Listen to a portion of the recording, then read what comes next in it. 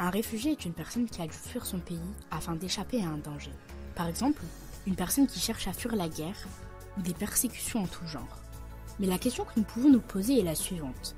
Qui sont les réfugiés climatiques et que fuient-ils ?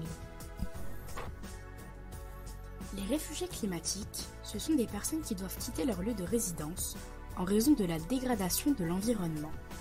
Tremblements de terre, montée des eaux, tempêtes ou encore sécheresse sont les raisons qui poussent ces populations entières à partir vivre loin de chez eux, au péril de leur vie. Aussi appelés migrants environnementaux, ces personnes sont contraintes de se déplacer à l'intérieur de leur pays.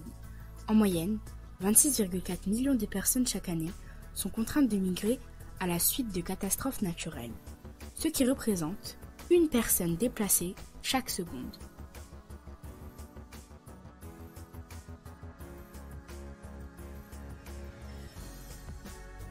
Les inondations sont en tête des catastrophes naturelles qui poussent ces populations à se déplacer.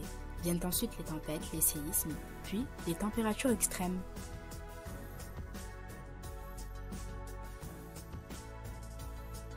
L'Asie, l'Amérique du Nord et l'Afrique sont les continents qui doivent surmonter les plus gros bouleversements écologiques. L'Asie avec les séismes, l'Afrique avec la forte sécheresse et l'Amérique du Nord avec ses tempêtes effroyables. L'Europe, quant à elle, connaît aussi ces bouleversements écologiques, comme par exemple à Venise, les populations risquent de subir l'impact de la montée des eaux. Avec l'accélération du réchauffement climatique et l'augmentation des populations, le phénomène n'est pas près de s'arrêter.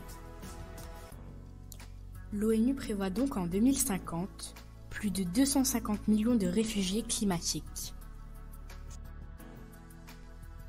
Malheureusement, ces nouveaux types de migrants ne sont pas reconnus juridiquement. Contrairement aux réfugiés politiques, ils ne bénéficient d'aucun droit. Notre planète se dérègle, c'est incontestable, et l'être humain est responsable. Les scientifiques sont unanimes. Le réchauffement climatique est un problème majeur posé à l'humanité tout entière. Et la crise s'aggrave. Les écosystèmes sont menacés et les réfugiés climatiques, déjà une réalité. Heureusement, il est encore temps d'éviter le pire.